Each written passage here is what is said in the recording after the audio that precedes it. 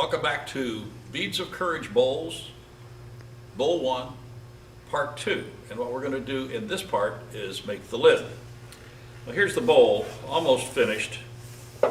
What it needs is one of these. It's going to have a lid that sets in, contrasting knob, and ultimately on the inside I'm going to mount one of the little Beads of Courage logos.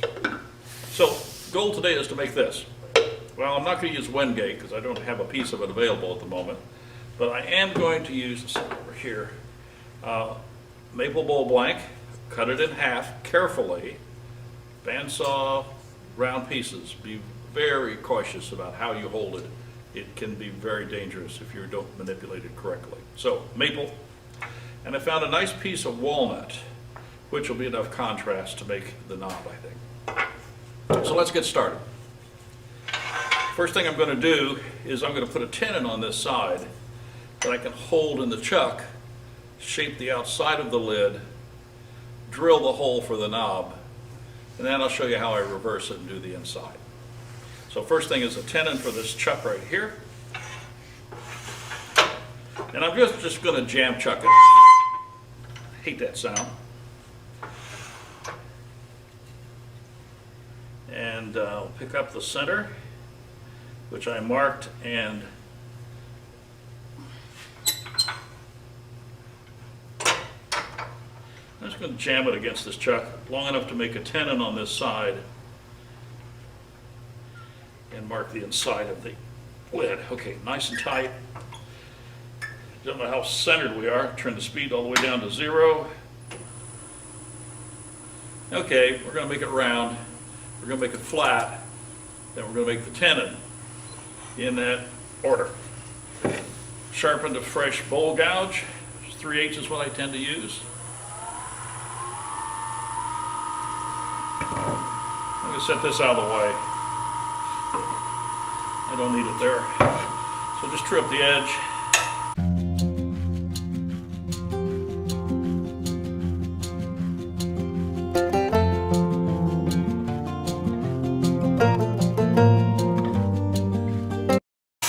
So now that's running true, that's fine.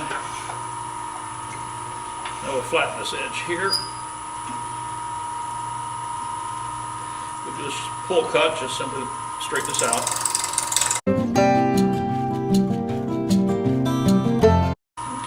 Done. Now I need to mark out the tenon, and it's going to be about that big.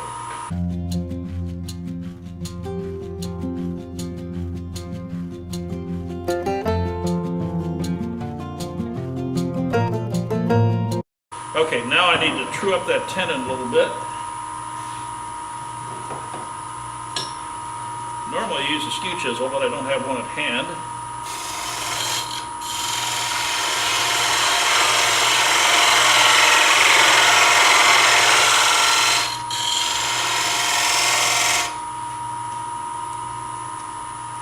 Almost square. Almost is not good enough.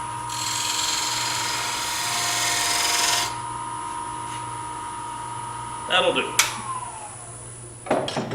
So now we're going to reverse it. Actually use the chuck.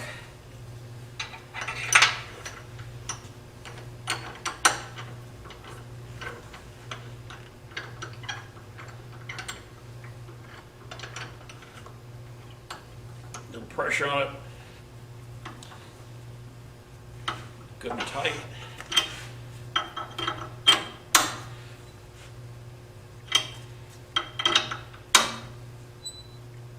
That's good. We're going to turn that tenon away eventually, make it go away. Don't need that for a while. So this is going to be the outside of the lid.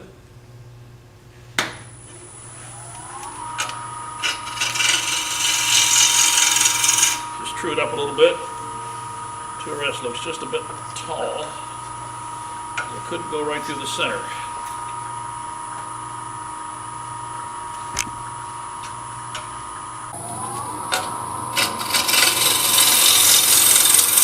Just true it up a little bit. Okay, I'm going to make it slightly coved, or crowned, I should say.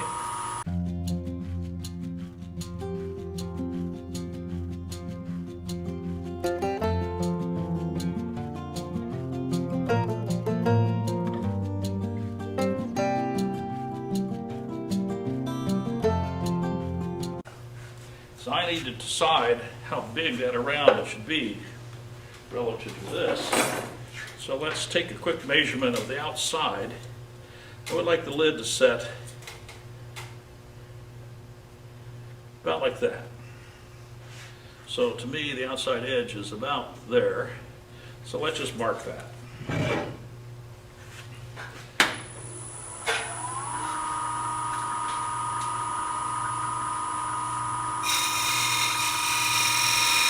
Doesn't have to be accurate, but that's about how big around it needs to be. Now I'll take it down to that diameter.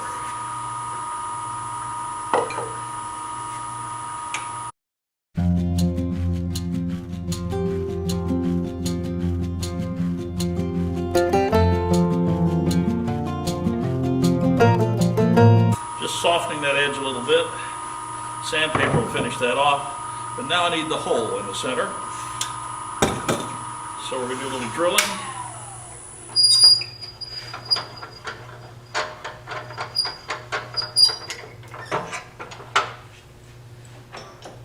What I'm using is a 5/8 inch taper shank drill, which actually will work directly in here. And that will be the diameter of the hole we're going to use. Speeds down. I'm going to start very slowly so I don't wander.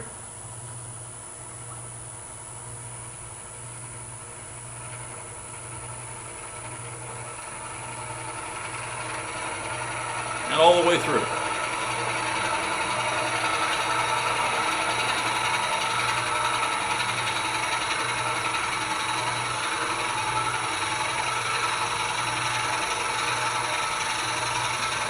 Dry wood. The chips are extracting nicely.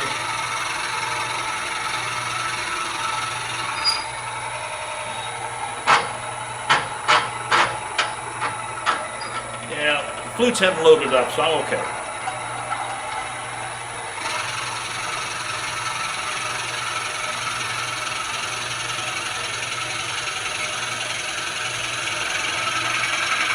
And there we are. Hole's done. Hate that sound, I need to wax the ways. Take the drill bit out.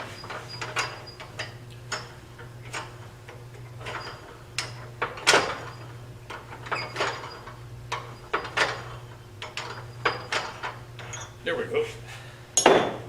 So we have the outside roughly done. I'm going to do a little sanding right here while I'm at it. This is waste, so that's going to go away. I think now that I look at it, I'll probably take it away right now.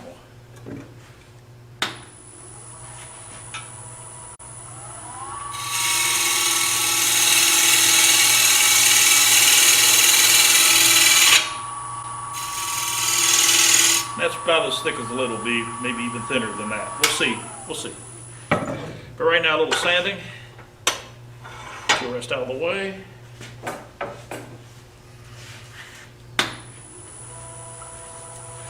I'm going to use some strip sandpaper simply to give that curve a nice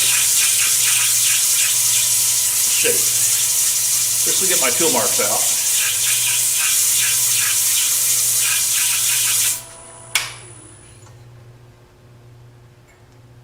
Okay, tool marks are gone. This is probably 150, I'm not sure. I don't see any marks on it, but it feels kind of rough. And we'll do this corner a little bit more. So now let's go to the reciprocal sander so I can randomize the marks and make them all disappear. This is 120.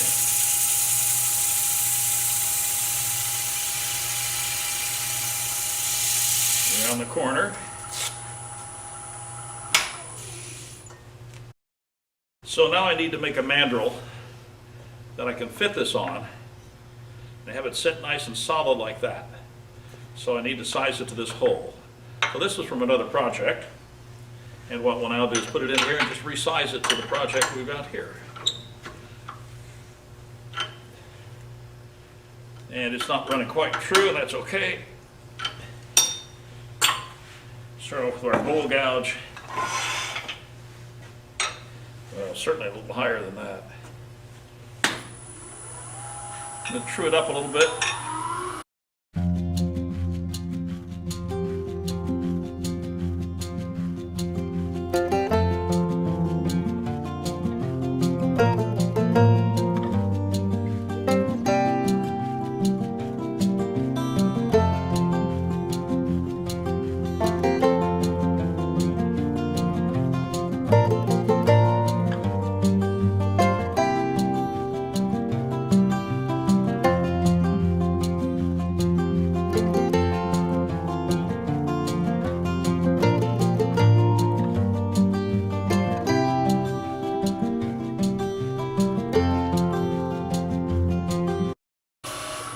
That it burnishes a mark on there, it's the right diameter. So where that burnish mark is, that's the diameter I need. So now what I'm going to do is get away from that, go to a parting tool, and I'm going to cut it just a little larger than that diameter, and then fit it.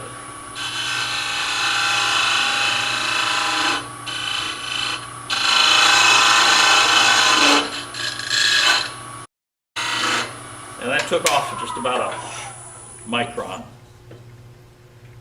Oh, and it's almost right. The burnish mark now is further down. That's fine. I'm going to make sure this is coved in the back. And then it's going to sit on this edge right there. It's going to have to be true.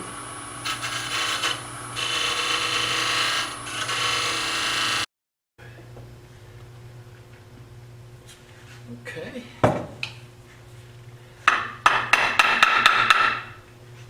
Still not quite small enough. But I left a very strong burnish mark right there, so I know where it needs to come down.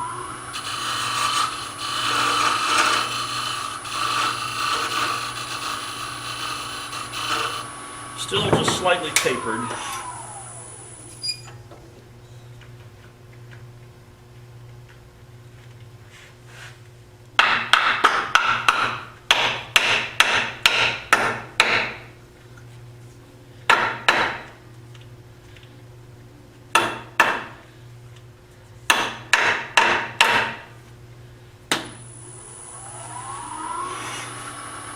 Okay, now I have a lot of wood to take away, and because that's a fairly weak hold, I might benefit by putting my live center back in again. It's black and I couldn't see it. So I'm going to just use this little pressure.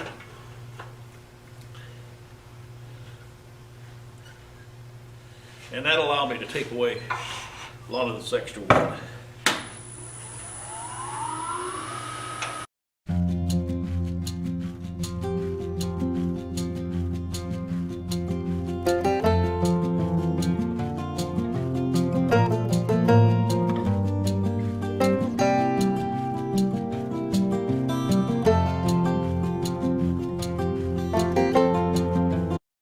This is where it has to fit.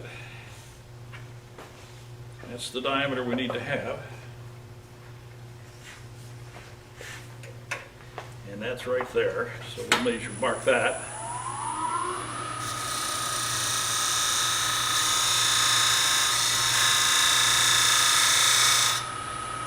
So that's the inside.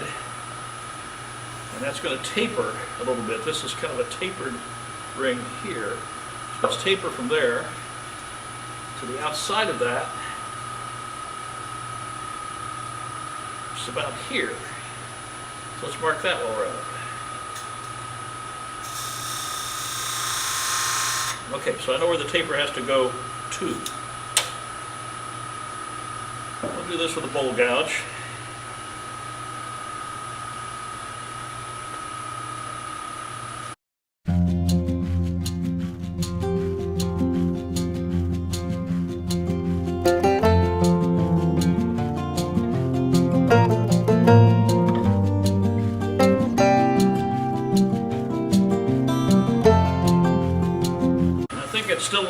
large, and that's just fine, but we're going to find out. Yeah, that needs to sit down in there a little bit more. That's fine. I'll keep a little pressure on this while I'm at it. There's the gouge.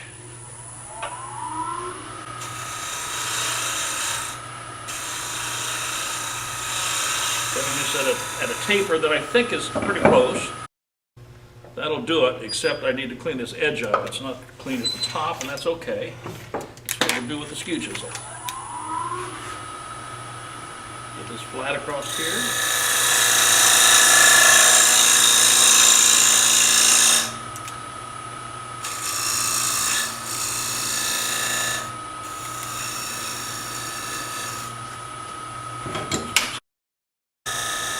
I'm using the skew as a scraper, simply to shape that. Create a nice clean corner down in there. There we go. So now, I'm going to hollow this out. We don't need all that mass.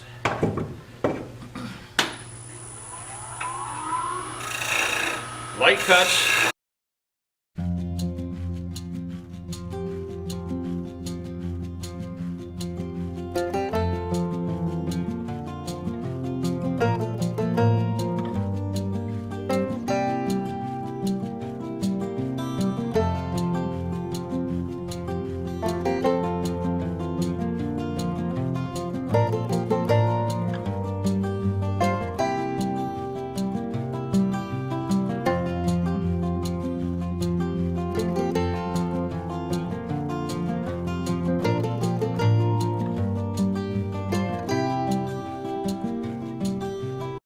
I'm just removing a lot of weight. I'm looking at the thickness. Right now, the lid is about that thick, and that's way too much. Out here, I'm hanging it up in the air, so I've got to make light cuts to start.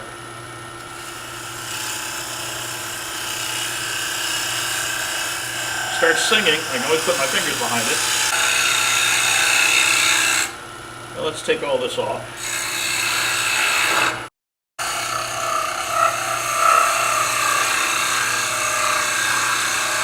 Remember how long that tenon was? About 3 5/8 of an inch? Well, it's not to the bottom yet, so I know the lid is thicker than that.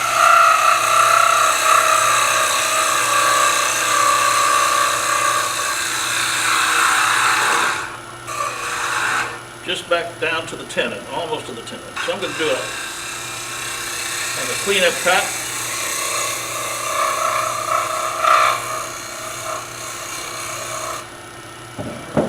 Last fit check. I'm still okay. So now I have to do one more thing. I have this little beads of courage bead that I need to embed here. So I'm going to make a measurement for it. Actually, I'm going to do it right through the plastic bag with a little squeezing. So I'm going to mount this with epoxy when I mount the knob. And that's the diameter for the bead. Now let's mark that out and cut a recess for it. I'll take a little off of that tenon at the same time, actually.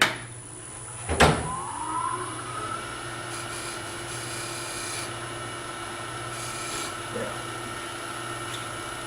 And I'm going to take my thin parting tool.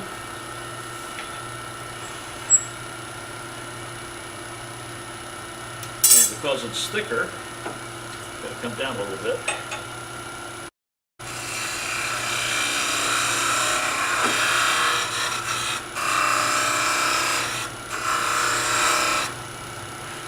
Now I can use the bigger one, I think. Take some of this mass out.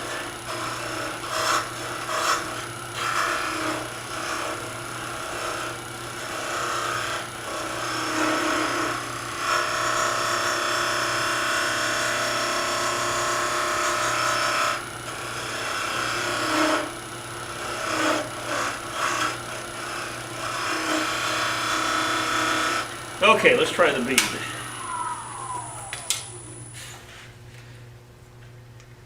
If you're going to make these bowls and you want to put these beads in, go to our website, find the man who's running the program, Larry Batty, and he can provide these for you. And I know roughly where that needs to go.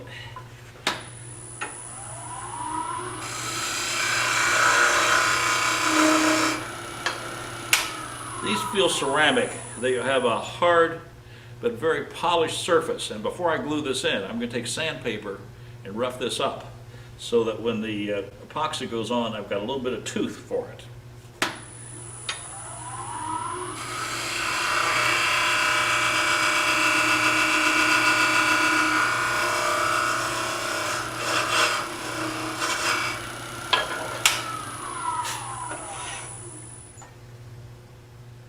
There we go. Okay, we've got a place for that. We have the lid done. Put that back in the bag so I don't lose it. Put it over here. Now I'm going to get this off.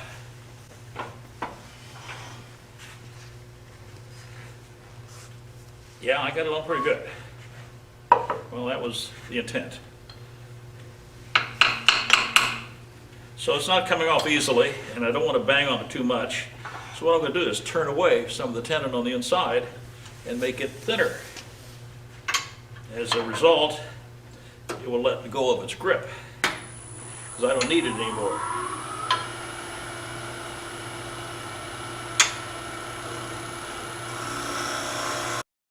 One could go in here with a smaller drill bit, take some of the mass out of the center that way.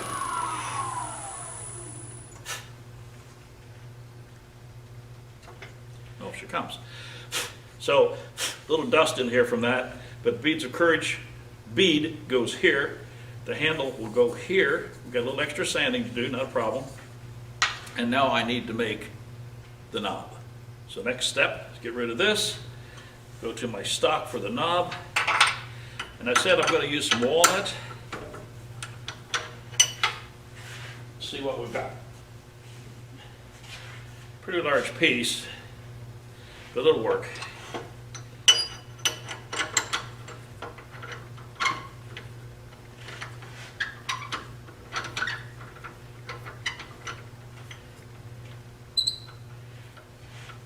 Now that's more length than I need, so I'm going to get rid of some of that length. Very first thing, because that's going to be unnecessary and it's going to create a lot of unnecessary vibration. So let's come in here, put it between centers for a minute, and what I'm going to do is come down here and let's shorten it to about here.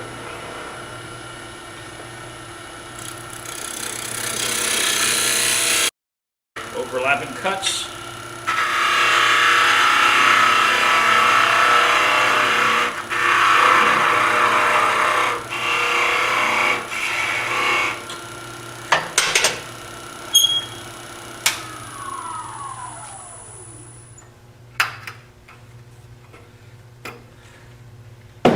Okay, so let's true this up and let's make a knob.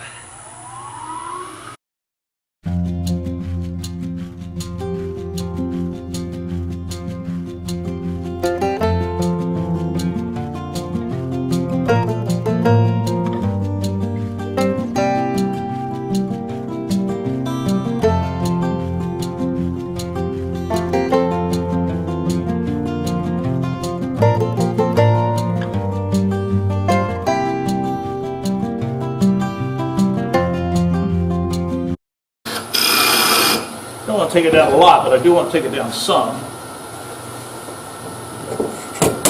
I think the job now is that for spindle gouge, or shallow fluted gouge.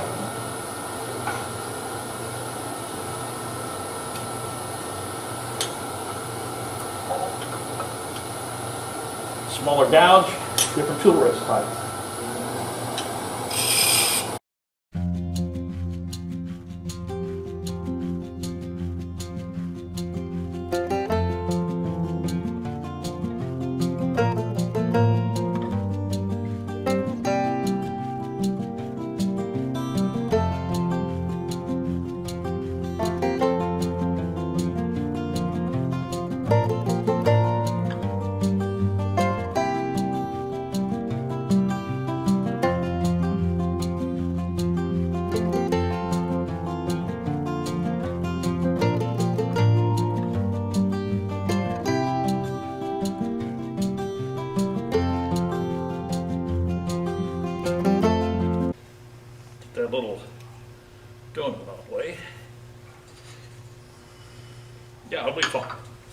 So now I need to make a shaft on here that will fit the hole.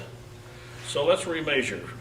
Just because it's a 5/8 drill bit doesn't mean the hole is exactly 5/8. No drill bit is perfect.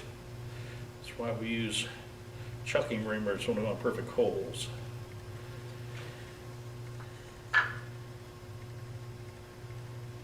It appears to be about 1/100 of an inch smaller than 5/8, which is fine, because now I know I can use this to size the shaft.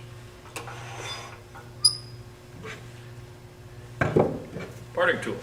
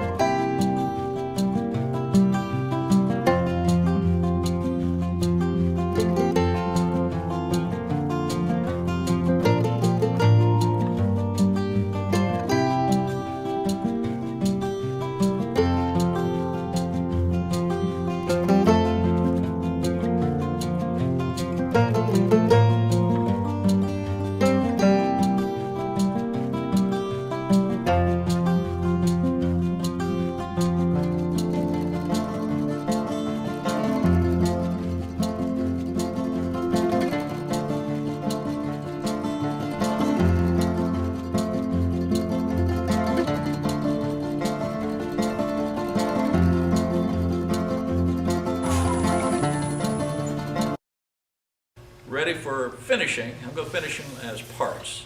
And then assembly with the beads of courage bead installed back here in the back. That's why the tenon is sharp, so that bead will not interfere with it. It'll sit fine. So, lid is done. Finished project part 2. And after a little bit of sanding and finishing, we'll have a completed but simple beads of courage bowl.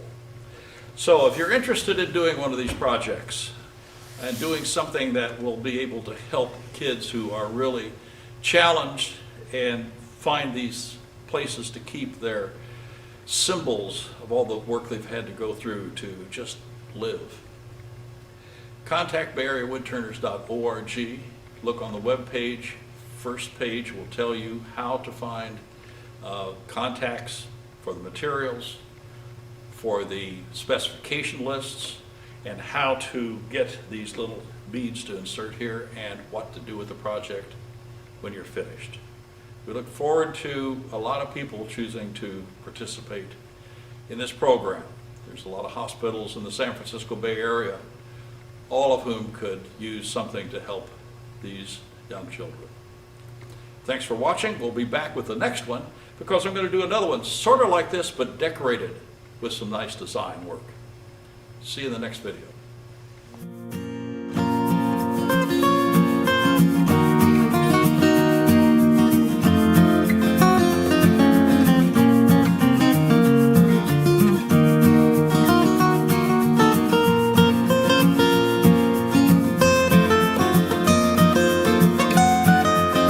Hi, I'm Dave Bentley. I'm typically behind the camera. We just want to thank you for viewing. This is our 65th video. Jim and I appreciate your views and your subscribing and also your comments. If you have any questions or suggestions, pass them on to us and we'll get back to you. Thanks. Put them in the comments below, but be sure to hit the subscribe button. We'll see you.